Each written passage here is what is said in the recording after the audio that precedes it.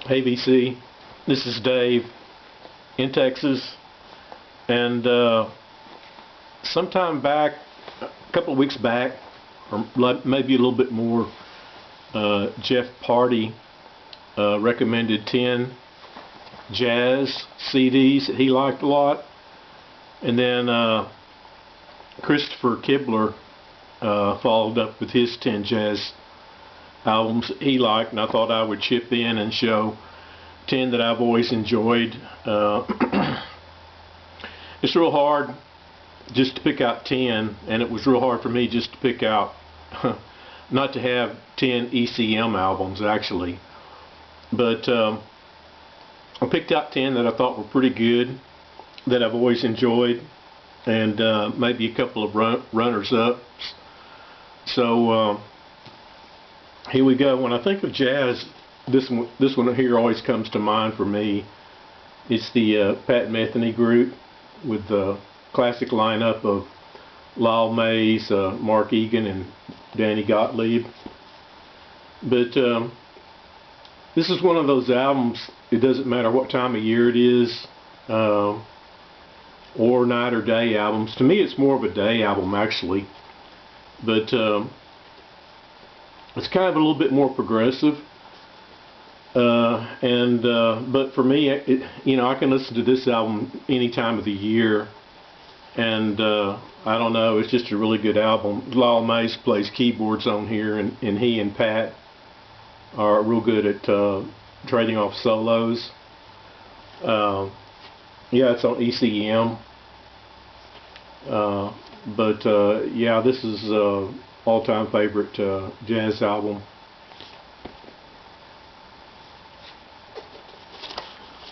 Crosswinds by Billy Cobham, who is a drummer and or percussionist.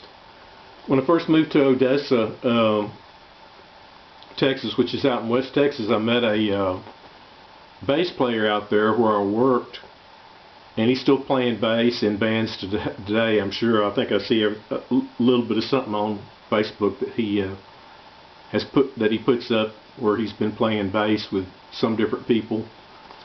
But he knew I played guitar, and a lot of these albums will be kind of more guitar oriented.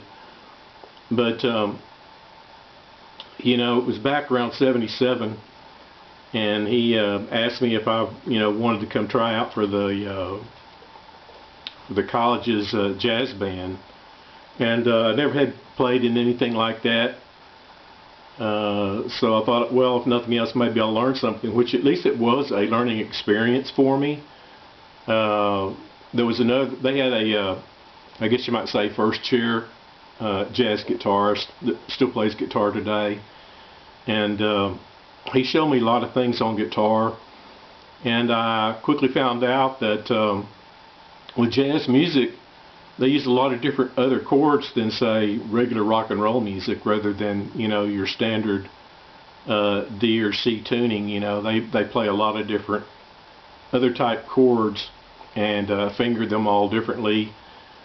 And it was just a real learning experience. But at that time, too, I had like an ARP synthesizer, and Mark, who was the bass player, said, thought maybe I could include some synth, with that, which I did, like on this Crosswinds, the title cut off this album. There's a little interlude before the song comes in, which is kind of like a synthesizer thing. We didn't quite do it that way. The instructor just said, try and make some wind on your synthesizer, which was a real easy thing to do, and then fade that out, and then the band would come in, with the title cut of Crosswinds. But there's some other good players on here. There's John Abercrombie. He actually does a solo on the title cut called Crosswinds. And you've got George Duke on synthesizer, and Michael Brecker plays horns, and Garnet Brown plays acoustical guitar and like I said, George Duke plays synth. But I remember back at the time this was a big fusion album. Fusion was real big back in the 70s and late 70s, and this was a real good example of that.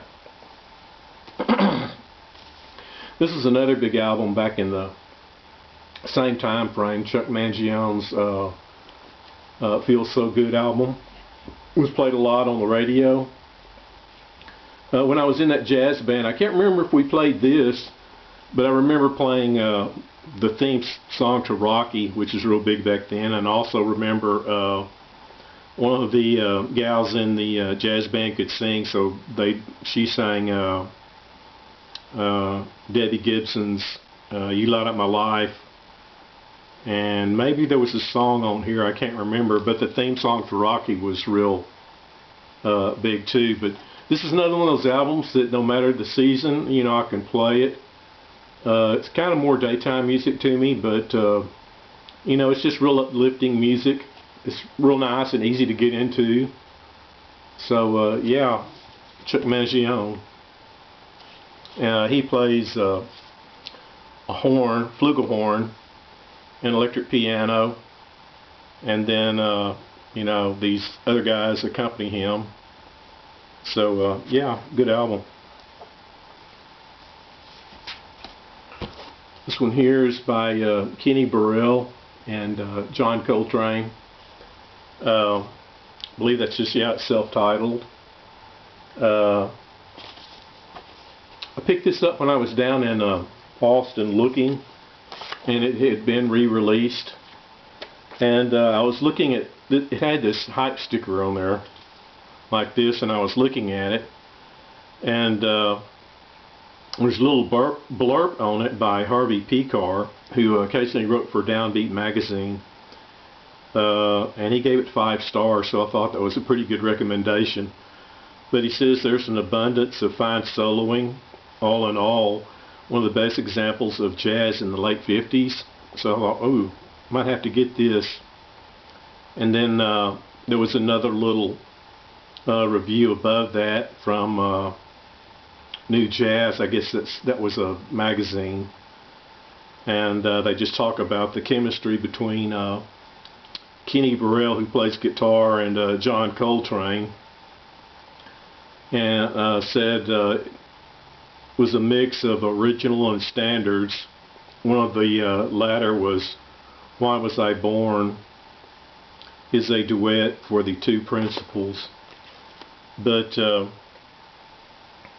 yeah, it's a real good album. It's got, besides Burrell and Coltrane, it's got Tommy Flanagan on piano, Paul Chambers on bass, and Bill Cobb on drums. But this too, you could play it, you know, either in the mornings or night, just anytime the mood hits you. Real classic album. This is on New Jazz Records.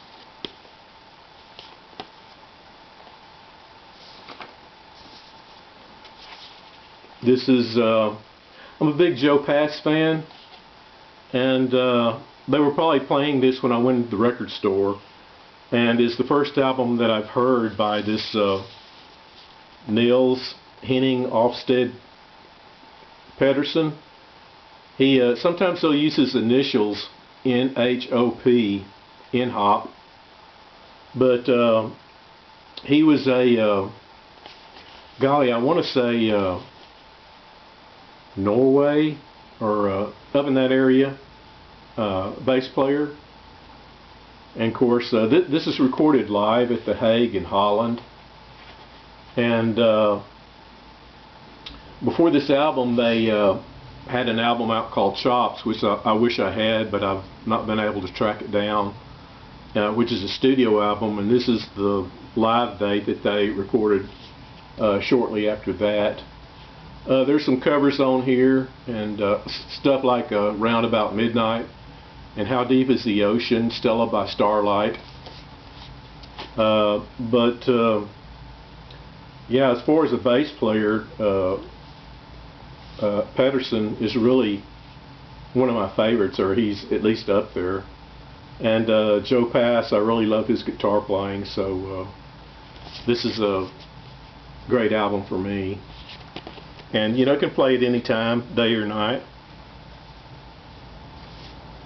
If you like piano, you're bound to dig Bill Evans. Everybody digs Bill Evans. And he plays on here with, it's a trio. Bill Evans plays the piano, Sam Jones plays bass, and Philly Joe Jones plays drums. And it definitely has maybe a little bit of feel of the era, but you know, really it sounds just as vibrant today as it ever has. It's on Riverside Records, and if you prefer like some guitar with it, I got this one about the same time frame. This is Bill Evans and Jim Hall. Jim Hall plays guitar, and this is a really excellent album too. They both you know, play duos on it, and it's got jazz standards like My Funny Valentine and I'm Getting Sentimental Over You, and probably all these other ones. As far as I know, they might be standards too, I don't know, but if you like piano and guitar, this is a good one to get. I couldn't really figure out which organ album to get, but you can pick out just about any of them, and any of them would be good. I like the cover on here, this kind of watercolor looking cover, but it's got the classic lineup of Paul McCandless plays oboe, Glenn Moore plays bass, Ralph Towner plays guitar, and Colin Walcott plays sitar and tablas. It's called Distant Hills, and all the songs on here are written by Ralph Towner, except for the very last song on both sides is a free jazz improvisation. So you've got a little bit of both. You got some free jazz or some improvisation along with some of Ralph Towner's songs. But and this has a little bit of a world influence, maybe a little bit or maybe a lot. I don't know. It just depends on how much you've heard of world music or ethnic music or whatever. But Colin Walcott really brings that feel to it with his sitars and so forth. But Ralph Towner, you can't hardly beat him. As far as more guitar, I mean, you can't go wrong with John McLaughlin, and I couldn't really decide what I wanted to show, but this, I've always liked this album by McLaughlin. I kind of prefer it really over his you know, his more fusiony albums like Birds of Fire and My Goals Beyond and that type thing. This one here is more acoustic, and it's easier to get into, I think, for that reason, but I feel like listening to it more also for that reason. But there's another album that McLaughlin was in. He's done several albums that are close to this one. One of them is with a band that he's played with called Shakti, which is more world music, I guess. You know, it's got more like Mideast, has more of a Mideast feel to it. And then he's done some trio albums as well with oh golly, let's see, Al Di Meola, and I'm forgetting the other guitar player, but those albums are real good too. But yeah, this is a good album, My Goals Beyond.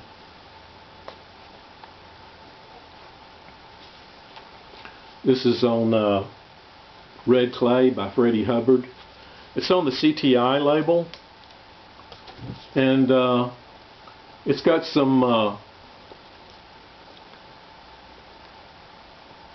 good players on the album. You've got Freddie Hubbard on trumpet, and Herbie Hancock's on here playing keyboards, and Ron Cotter plays bass with Lenny White drums, and Joe Henderson plays saxophone.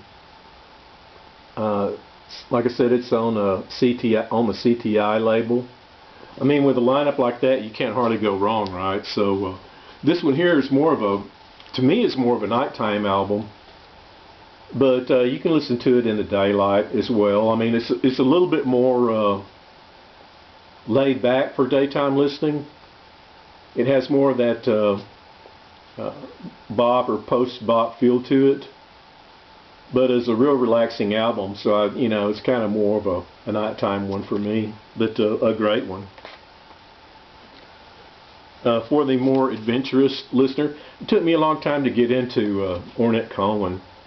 I mean, I'd put him on from time to time and have to take him off pretty quick.